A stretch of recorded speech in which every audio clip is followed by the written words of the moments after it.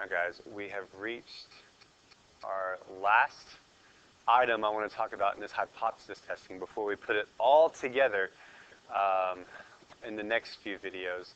But I want to talk about that last thing we have to do is we have to make that decision and we have to state a conclusion as to whether or not we are going to reject the null hypothesis or do not reject the null hypothesis. Okay? And so in order to do that, I want to talk about this rare event that happened at Dexter Fowler's birthday last week. Obviously, I'm making this up, all right? But it was Dexter Fowler's birthday last week, or at least from whenever I made this recording. And so I'm just going to make up this scenario that he had 200 people at his birthday party. Okay? And so he lined up all 200 people, and he said, hey, I've got 200 eggs in this basket since his birthday is so close to Easter. And he said, I put a $100 bill in one of these eggs. Well, lucky me, let's just say lucky Matt Carpenter. Matt Carpenter right here was first in line, all right? He's good friends with Matt Carpenter. And Matt Carpenter, he draws his hand all the way to the bottom of that basket and pulls out this green egg, opens it up, and sure enough, there's a $100 bill in there. Now I was like, man, what are the chances that Matt Carpenter drew the 1 out of 200 eggs that had the $100 bill in there? And we'll go ahead and assume that he didn't shake it and feel that the $100 bill was in there. So next up, this looks like Marcell Ozuna. He doesn't play for the Cardinals anymore. But we'll say Marcell Ozuna was in line. What should Marcell Ozuna do? Should he go ahead and draw an egg, even though Dexter Fowler said there's only one egg that has a $100 bill in there? He might say, you know what, if H naught is true and there is only one in there, that probably shouldn't have happened where Matt Carpenter drew out the one egg that had the $100 bill in there. So he might reject H naught, reach in here and pull out another egg and see what happens. Or he might say, you know what, Dexter's a pretty stand-up guy. He doesn't lie. And so I'm going to go ahead and not reject H naught, and I'm just going to go eat some cake or something that he has at his birthday party. Okay? So what we're talking about here is a rare event. Is Matt Carpenter pulling an egg out that had a $100 bill, the 1 out of 200, such a rare event that I think that Dexter was lying? Or was it, you know, that's good enough. I don't think Dexter was lying, and I can go ahead and go do something else. So that's the decision that has to be made here. And it's actually going to be the decision between whether we reject H naught or we do not reject H naught. And so to help me make this decision, I look at something called the p-value. And the p-value is the probability that if the null hypothesis is true, okay, so if the null hypothesis is true and Dexter Fowler is not lying, he only put one egg in there, how extreme are the results that Matt Carpenter pulled out that first egg that had a $100 bill in it? If I get a large p-value, that means I shouldn't reject H naught, that I should say, you know what, Dexter, you're not lying, all right? But if I get a small p-value on it, then that means that my outcome wasn't very likely. And I have very, very strong evidence against Dexter Fowler lying and him having more than one egg in that basket that has a $100 bill. If it does, then we say it's statistically significant. That's just fun to say. And then this guy thinks it's fun to say as well. Okay. Can't think of his name right now. I'm drawing a blank. He's in Remember the Titans, The Notebook, all that stuff that all those girls like. Oh, man. I'm not going to be able to finish the video without seeing what it is. Okay. So let's get off baseball and Easter eggs, and let's go to a baker. And a baker claims that his bread height is more than 15 centimeters on average. Okay? So several of his customers don't believe him. They say, you know what, your bread height is not 15 centimeters. And so to persuade his customers that he is right, he decided to do his own hypothesis test. So he baked 10 loaves of bread, and he measured the mean height of the 10 loaves of bread and found out that their mean height was 17 centimeters. Now the baker knows from baking that it's got a standard deviation and so forth that we're not going to worry with today.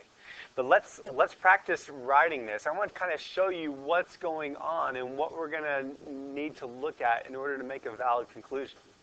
So H naught is going to be the status quo. What doesn't rock the boat? All right. Well, they're saying, all the people are saying that the mean height of the bread is not bigger than 15. Okay. And so whenever the baker tries to run this hypothesis test, he's saying, you know what? Yes, it is. The mean height of my... We've got to keep the same numbers on this. The mean height of the bread is bigger than 15 centimeters. You guys have to believe me. And so he does this whole test. And so what we're going to do is we're going to go back to our normal curve, and we're going to be able to look at this. Not necessarily today, but what happens is if 15 is right here, and I bake 10 loaves of bread, and I factor that into my standard deviation, I'm going to, in the next video, I'm going to be able to work this all the way out, and I'm going to get a score, a score where I can find the area of the curve to be way over here. This is where 17 landed.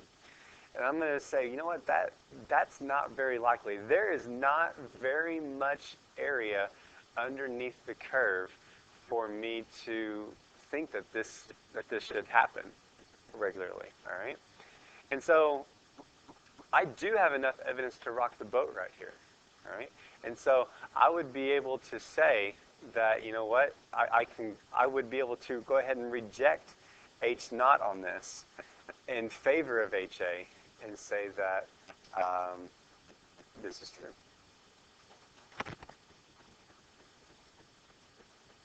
Let's talk about the decision on this, okay? So I'm going to be giving you an alpha level. If you remember, the alpha level is going to be the probability of making a type 1 error, okay? So the probability of me rejecting H naught when H naught was actually true. That tended to be my bigger concern right there. And so there's two things that can happen on this. My alpha level can be greater than my p-value. If that's the case, then what I'm going to do is I'm going to reject H naught. Okay?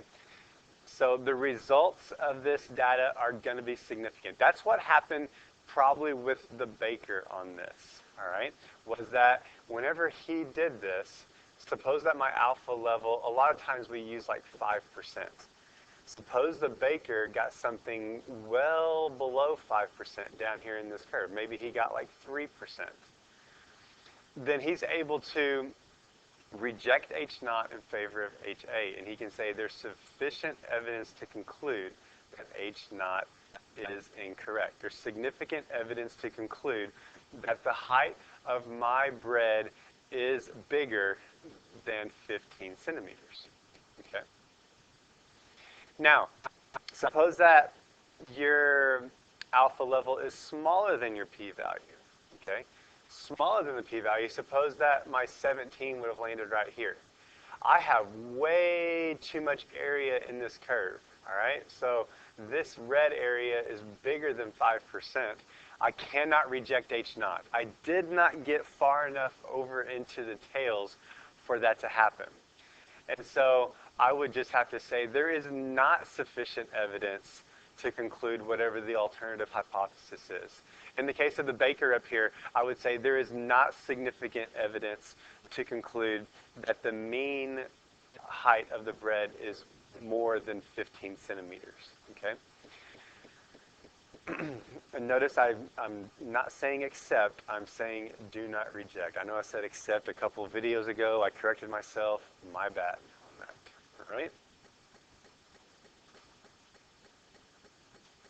So, just like with confidence intervals, after you make your decision, I want you to write a sentence, all right? You can put reject H naught, do not reject H naught. That is your decision, one of those two. And whichever one you decide, I want you to put a sentence after it like you're explaining it to your mom. If your mom just happens to be a statistician or an actuary or someone that has a high math degree, then you can act like you're explaining it to my mom who taught elementary school for 30-something years, okay? And so I want to see a conclusion after this. So this test that's coming up, yeah, you're going to have confidence intervals, you're going to have hypothesis test on it, you're going to have to state a conclusion at the end of each one. So here's just a couple reminders, okay? So if the p-value is low, the null must go. That kind of rhymes a little bit. If the p-value is high, then the null must fly. We're looking for that low p-value in order to reject H naught. All right? Look at, oh, Miss Wiggins would not be proud. I don't know who that is. All right? But he says when the p-value is low, you must reject the H sub 0. All right? H naught. I was going to say something bad right there, but that's definitely H naught. And then you have this singer. I really should have looked up who these guys were. Is this the Mercury guy? But he is absolutely amped about the idea that his p-value is less than 5%. Okay. All right, let's put everything together on one last problem. I don't know if this video is as short as the other ones or not. But let's go back to the genetics lab. And they say they have procedures that's going to improve your chances of getting a boy whenever you have a kid. I don't know, girls are just as good as boys. I got 2 boys and 1 girl. My girl's as sweet as can be, but my boys, they will probably be a little bit easier when it comes to the teenage years, so I hear. So, I already set up my hypothesis test. All right, I should, not rocking the boat, I should get the proportion of my boys to be 50%. I should have 50% boys, 50% girls. What I'm hoping to show from the genetics lab is that because of the procedures that we're having you do, you now have more than a greater than 50% chance of getting a boy. Now, my alpha level on this is 0.01%. So I want my probability of type 1 error to be no more than 1%. So I'm not allowing very much error on this whatsoever. I'm going to go back to the curve because that's what we're going to be using a lot, especially in the next video. So what I'm saying is that if I'm expecting to get 50% right here, okay, that's right in the middle. If I was to, whenever I run all of this, and we'll talk about how to get these numbers in the next video, whenever I run all of this, I want to get something in the last 1% down here. And I'm using this right tail primarily because it says greater than. Again, that's next video stuff. I'm jumping ahead. Well, whenever I ran this, I got my probability to be 0.025. Okay, 2.5%. Well, that lands right here. And so my probability was this shaded region. It is not inside my 1% that's in this tail right here. Okay? So my conclusion, or my results, is that I do not reject H naught.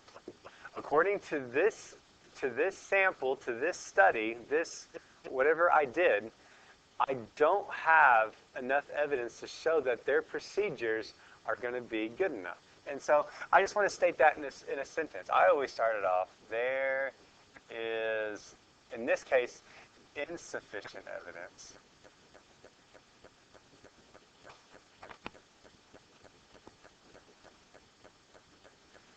to conclude. And then I always state my H sub A at the end of it, to conclude that the probability, that's not a word, of getting a boy, having a boy, getting a boy, is greater than 50%. Sorry, it's a boy genetics lab. You have to do something different, okay? If I would have got this area to be over here on this side of the line and inside this last 1% of the tail, then I'm good. All right, I've got something that's very unlikely. I got something that's far enough away from this 50% that I can reject H naught. I can say, you know what, their procedures are working, all right? Or the evidence shows that it is working. Play with this some, not many problems, all right? So you can get through this, take the rest of the day off, and then next video we'll be going over the full hypothesis test from top to bottom. We're setting up our hypothesis, where do the numbers come from, the p-values, and stating a conclusion with a good sentence at the end. Hope you guys have a fantastic day. I will catch up with you guys next time.